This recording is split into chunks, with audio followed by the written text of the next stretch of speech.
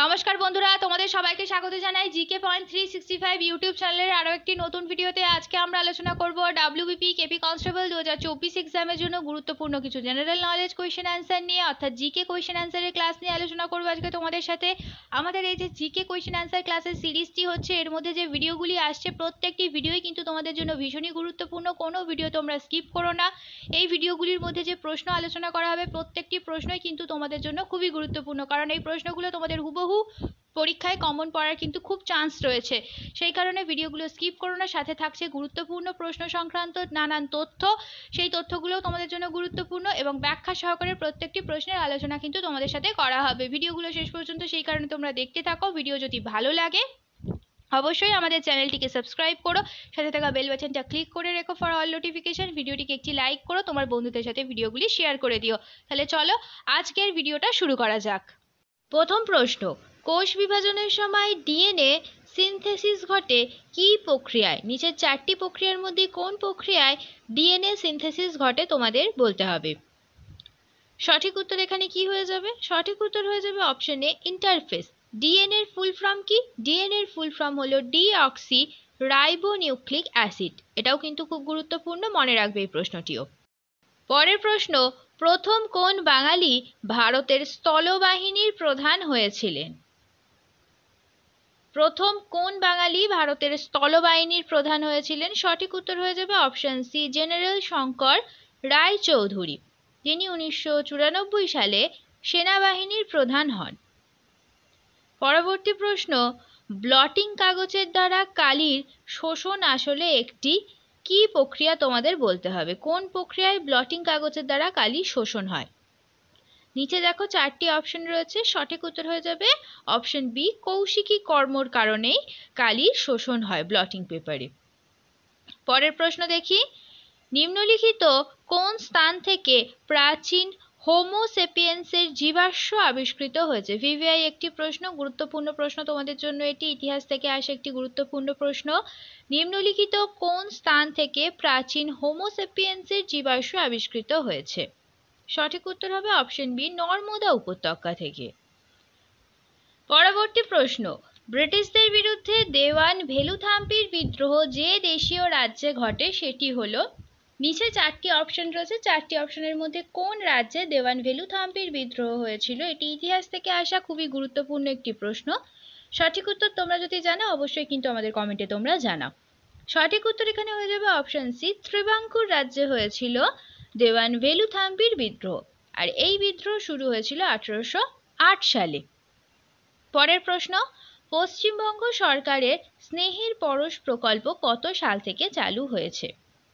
পশ্চিমবঙ্গ সরকারের স্নেহের পরশ প্রকল্প চালু হয়েছে, অপশন এ হয়ে যাবে সঠিক উত্তর, 2020 সাল থেকে স্নেহের পরশ এই প্রকল্পটি চালু হয়েছে। পরবর্তী প্রশ্ন, বর্তমান আইবি এর ডিরেক্টর কে? ভিভিআই একটি প্রশ্ন, বর্তমান আইবি ডিরেক্টর কে? সঠিক উত্তর তোমরা জানলে অবশ্যই আমাদের কমেন্টে জানাও। সঠিক উত্তর হয়ে যাবে অপশন ডি, তপন ডেকা।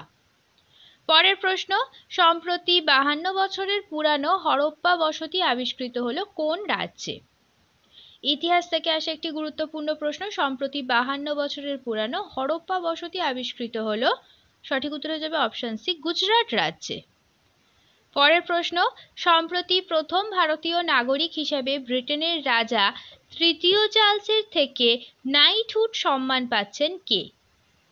ইম্পর্টেন্ট একটি প্রশ্ন, সম্প্রতি প্রথম ভারতীয় নাগরিক হিসেবে ব্রিটেনের রাজা তৃতীয় চার্লসের থেকে নাইটহুড সম্মান পাচ্ছেন কে? সঠিক উত্তর এখানে হয়ে যাবে অপশন সি, সুনীল ভারতী মিত্তল। পরের প্রশ্ন দেখি, সম্প্রতি সিকিমের কোথায় প্রথম রেল স্টেশন উদ্বোধন করা হলো? আর এই রেল স্টেশনটি কে উদ্বোধন করেছেন? এই রেল স্টেশনটি কিন্তু উদ্বোধন করেছেন নরেন্দ্র মোদী, প্রধানমন্ত্রী নরেন্দ্র মোদী এই রেল স্টেশনটি উদ্বোধন করেছেন। তো সিকিমের কোথায় প্রথম রেল স্টেশন উদ্বোধন করা হলো? সঠিক উত্তর হবে অপশন বি, রাংপুতে। পরের প্রশ্ন, কাশ্মীরের আকবর নিম্নলিখিত কোন ব্যক্তিকে বলা হয়? কাশ্মীরের আকবর কোন ব্যক্তিকে বলা হয়ে থাকে? সঠিক উত্তর হবে অপশন বি, জয়নুল আবেদিনকে। এবার আমরা কিছু বিখ্যাত ব্যক্তিদের পরিচিত নাম দেখে নিই। ভারতের পক্ষীমানব বলা হয়ে থাকে সেলিম আলীকে, ভারতের মেকিয়াভেলি বলা হয় চাণক্যকে, ভারতের নেপোলিয়ন বলা হয় সমুদ্রগুপ্তকে, ভারতের শেক্সপিয়ার বলা হয় মহাকবি কালিদাসকে। ভারতের নাইটাঙ্গেল বলা হয় সরোজিনী নাইডুকে। ভারতের লৌহ মানব বলা হয় বল্লভভাই প্যাটেলকে। পরের প্রশ্ন, সূর্য থেকে পৃথিবীর দূরত্ব সব থেকে বেশি হয় কোন তারিখে? সূর্য থেকে পৃথিবীর দূরত্ব সব থেকে বেশি হয় যখন, সেই অবস্থাকে বলা হয়ে থাকে অপসূর অবস্থা। এই অপসূর অবস্থা যেদিন হয় সেই তারিখটি হলো অপশন এ সঠিক উত্তর 4 জুলাই। তো এবার আমরা একটু অপসূর অবস্থা আর অনুসূর অবস্থা দেখে নিই।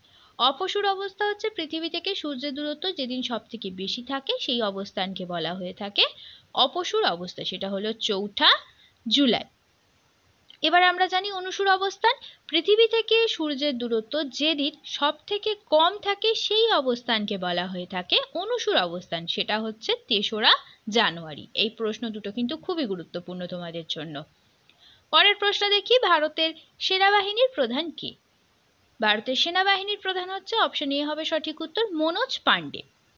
পরের প্রশ্ন দেখি, বাণিজ্যের উদ্দেশ্যে কারা প্রথম ভারতে এসেছিলেন? 4টি অপশন দেখো, পর্তুগিজ, ফরাসি, ওলন্দাজ না ইংরেজ। এই 4 জনদের মধ্যে কোন প্রজাতি প্রথম বাণিজ্যের উদ্দেশ্যে ভারতে এসেছিলেন? সঠিক উত্তর হয়ে যাবে অপশন এ, পর্তুগিজরা বাণিজ্যের উদ্দেশ্যে প্রথম ভারতে এসেছিল।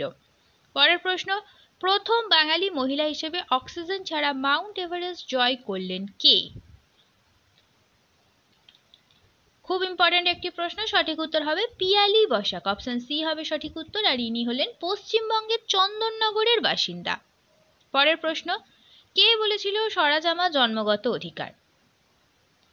সঠিক উত্তর হয়ে যাবে অপশন বি, বাল গঙ্গাধর তিলক বলেছিলেন স্বরাজ আমার জন্মগত অধিকার। পরের প্রশ্ন, 2023 সাহিত্যে নোবেল পুরস্কার পেয়েছেন কে? সঠিক উত্তর হবে অপশন বি, জন ফস্কে। কোন সালে তিলক কর দেব না অভিযান করেছিলেন? কর দেব না এই অভিযানটি কত সালে করেছিলেন? সঠিক উত্তর হয়ে যাবে অপশন এ, 1896 সালে। পরের প্রশ্ন, ভারতের সর্বপ্রথম স্বর্ণ মুদ্রা কোন শাসকরা চালু করেছিলেন? সঠিক উত্তর হয়ে যাবে অপশন ডি, কুষাণ। কুষাণ শাসকরা সর্বপ্রথম স্বর্ণ মুদ্রা চালু করেছিলেন। পরের প্রশ্ন, ভারত ভারতীয়দের জন্য এই বিখ্যাত উক্তিটি কার? ভারত ভারতীয়দের জন্য এই বিখ্যাত উক্তিটি হলো স্বামী দয়ানন্দ সরস্বতীর। পরবর্তী প্রশ্ন, অষ্টাধ্যায়ী গ্রন্থটির রচয়িতা কে? খুব সোজা একটি উত্তর, অষ্টাধ্যায়ী গ্রন্থটির রচয়িতা হলো পাণিনি। শেষ হলো আজকের ভিডিও। আজকের পর্বে আমরা আলোচনা করলাম ডাব্লিউবিপি কেপি কনস্টেবল 2024 এক্সামের জন্য গুরুত্বপূর্ণ কিছু জেনারেল নলেজ কোয়েশ্চেন আনসার নিয়ে। যে জিকে প্রশ্নগুলো আমরা আলোচনা করলাম সেই প্রত্যেকটি প্রশ্নই কিন্তু তোমাদের জন্য ভীষণই গুরুত্বপূর্ণ, সেই কারণে একটু স্কিপ না করে শেষ পর্যন্ত তোমরা ভিডিওটা দেখো। ভিডিওটা যদি ভালো লাগে তাহলে অবশ্যই কিন্তু আমাদের চ্যানেলটিকে তোমরা সাবস্ক্রাইব করো, সাথে ভিডিওটিকে একটি লাইক করো, তোমার বন্ধুদের সাথে কিন্তু ভিডিওটি শেয়ার করতে ভুলো না। এই গুরুত্বপূর্ণ ভিডিওটা তোমার বন্ধুদের সাথেও শেয়ার করো এবং আমাদের কমেন্টে জানাও ভিডিও তোমাদের কেমন লাগলো। আর প্রশ্ন চলাকালীন সঠিক উত্তর তোমরা ভিডিওর কমেন্টে জানানোর অবশ্যই চেষ্টা করো, তার মাধ্যমে কিন্তু তোমাদের খুব ভালো একটা প্রশ্নের উত্তরগুলো তৈরি হয়ে যাবে এবং তোমরা বুঝতে পারবে তোমাদের কতটা তৈরি হলো এবং তোমরা কে কত স্কোর করছো, এটাও কিন্তু তোমরা আমাদের কমেন্টে জানাবে।